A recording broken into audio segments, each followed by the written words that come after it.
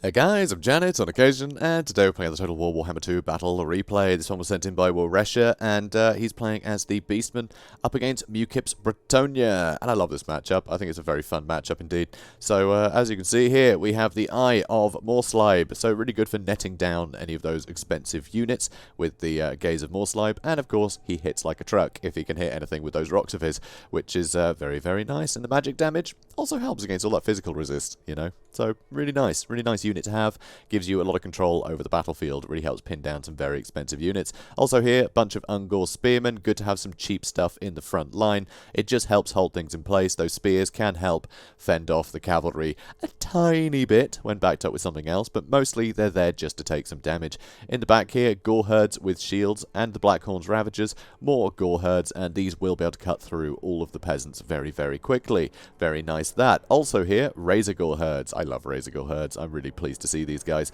So these guys can be thrown in the front line to just help decimate all of the foot squires, you know, with the help of the Gores. They can really help there, and add some mass to the front line if they do charge in there. Or just because they've got armor piercing, they can really help just tie down cavalry, and that'll help the Minotaur's great weapons out as well, because these guys will take a lot of damage, and they're really cheap. They are dirt cheap, these Razor Gores. You know, really underrated, I feel. I'm always raving about them. So yeah, really nice combination there. Lets the Minotaurs get stuck in, and they won't take all the damage from a charge from cavalry, so it gives something to throw in there. Also, Morga the Shadow Gave. So Chaos Spawn, they're kind of nice if you can spawn one behind cavalry. It kind of cuts off their retreat if you're in a winning fight there. But also, it's just super useful just to turn stuff into Chaos Spawn. You know, if you can manage to turn some Grail Knights into a unit of Chaos Spawn, then you're laughing. And that can happen if he keeps away from the front line. Otherwise, he's probably going to turn peasants into them, and, you know, it just means more just quickly killing the front line, so that way you have more units to throw at cavalry and bog stuff down. So, you know, either way, it's pretty damn handy. And he is very difficult to kill, so that helps. So, Mukip over here, you can see he has the Prophetess of Heavens, which rarely see. You rarely see a Prophetess, you know, it's pretty much always the same.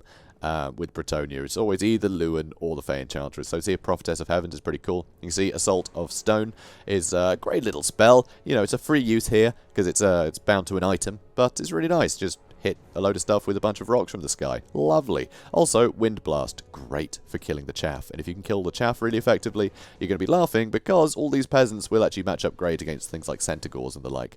They can do really well if stuff gets bogged down. So if you can outnumber the enemy, you're going to be laughing. And that's kind of the point here, I think. Get rid of all the chaff, and there's fewer units to start tying things up, which is very nice. So, Knights Errant here, Knights Errant over here. In the back, Knights of the Realm, Knights of the Realm, and Knights of the Realm. So that anti-large is very, very handy. And the Knights Errant, they can actually get some great charges into any of the, just any of the lightly armoured units, which is most of them, to be honest. All of this front line will just take a lot of damage from cycle charging. So Knights Errant can actually do that pretty well. Also here, Peasant Bowmen. So the Peasant Bowmen, they will do some lovely damage, and they will help scare off things like Centaurs with throwing axes that are quite common, and they can be used to sort of whittle down your heavy cavalry. Also, a bunch of Foot Squires, because he wants to make sure his front line can last a little longer. But Razor Gores are a great counter to that. But of course, if the Knights of the Realm can charge in, they can deal with the Razor Gores while these guys deal with the infantry. So he does have his bases covered. He's also got a couple of Grail Reliquaries here to make sure that everything is immune to psychology, which is very, very nice. And he also has a ton of Man-at-Arms and things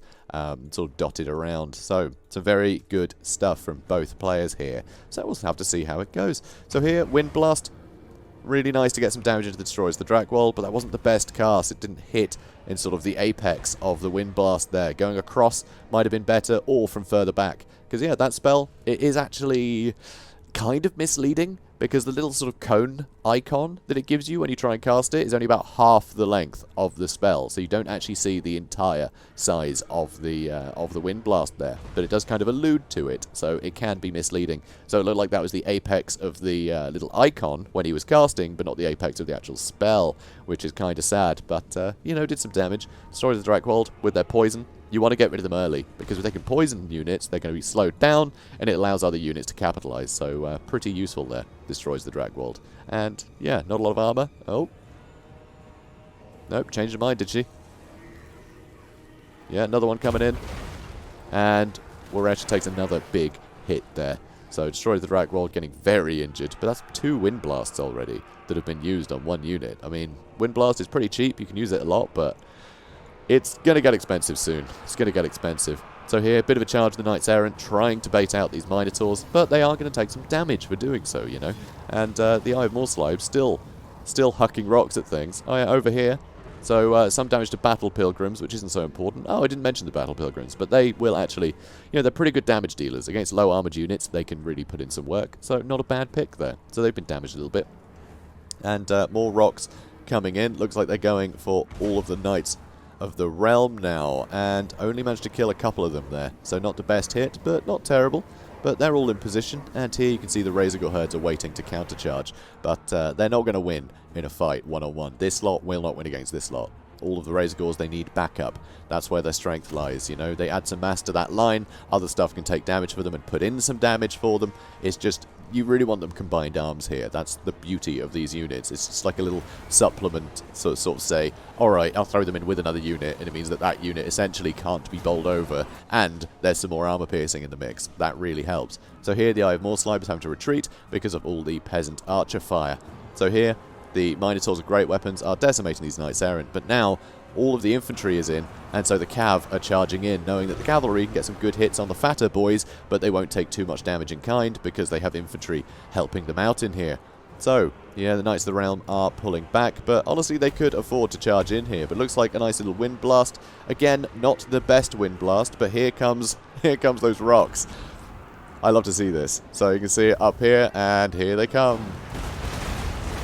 And that is pretty damaging. That's pretty damaging. Did a lot of damage, but some very cheap units, so it's not the end of the world. But it does look like Chaos Spawn just spawned out of some of the cavalry there, I think. Oh no, maybe not. The cavalry did get away. It must have just been infantry. Or it was just the summon that you usually see. But here, Razorgores pushing into the front line, and you can see how much damage the foot squires are taking with that extra damage in there. You know, the Knights of the Realm, they really need to be mirroring the actions of the Razorgores, because the Razorgores can be taken out very quickly if they're caught out by Knights of the Realm, but they can do so much damage. They can help out so much. So it's best just to mirror them so you can take them out. You've got all the peasants doing damage, so you want to make sure that you're just not allowing your opponent to do as much damage, you know?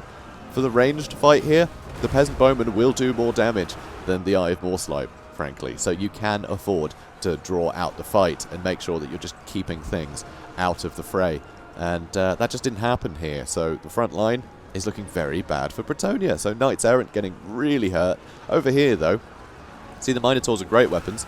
They're fighting, but they're not doing so hot. They are starting to get pretty whittled down, but with that low armor, Peasant Bowman would be perfect for dealing with them. But with the front line completely compromised, there is nothing keeping the Peasant Bowmen safe anymore. They are all getting run off, and that is such a pity, because to get rid of those Minotaurs early would be brilliant. It would give your cavalry serious free reign to do what they need to do. But sadly, yep, the cavalry need to be in support of the front line, not finding their own targets like this blob here.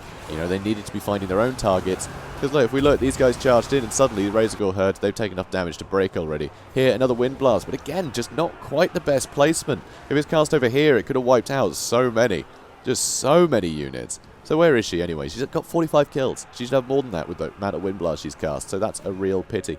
But anyway, over here you can see Knights of the Realm charging in. Razorgore herds are all struggling. Look how quickly they're getting taken care of, and that's with some pretty injured Knights of the Realm charging in and dealing with them. They could have done that, charging into the front line, and it would have kept all their foot squires going, and the foot squires could have dealt with the rest. So I think this is a serious misplay by Bretonnia, sadly, but Weresha, he's making sure to keep those units away from the things he needs to keep away from.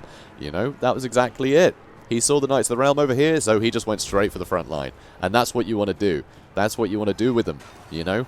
You want to present a target and then ignore that fight. Just back out of that fight and quickly dive on something else. That's the thing with Beastmen. They have the maneuverability, they have the mobility, they are quick as hell. They can get into any fight they want to get into.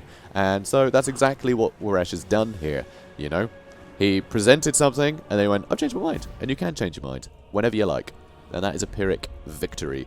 But yeah, they're just so quick, and you want to use that speed. And that's exactly what Weresha has done here. That's exactly how you should play the Beastmen. Although, I think if you were to play the Beastmen exactly how you should play the Beastmen, drop the Psychor and bring a ton of other stuff and just charge straight at the enemy, because making use of those charge bonuses is great. But I can't argue with the results. Honestly, it's hard to argue. I just like to run in like a lunatic when I'm playing Beastmen, you know, put the pressure on, rather than letting the enemy sort of come to me. But, you know, it's down to taste, I suppose. But, yeah, beautifully played. Razorgores made the best play there, for sure. You know, Minotaurs are great weapons. They held that corner, you know, with the help of a bunch of Ungor spearmen, you know, destroys the Drakwold, poisoning things in there. That held that one corner that had so much of the Bretonnian strength on it, and it just meant that everything else was just free to get killed by essentially inferior units. I mean, Razorgores are what, 550? 700 for foot squires. And they just collapsed. You know, they just collapsed. Some of them got a fair few kills, but it was against, you know, much cheaper units. It was against Ungor's spearman herd. You know, who cares? I mean, 350, right? So these guys just capitalized, and once the peasant bowmen were compromised, they couldn't help out, take out any of the key targets. And that was that, you know. So absolutely beautiful play. Absolutely beautiful play. And I just love to see Beastmen.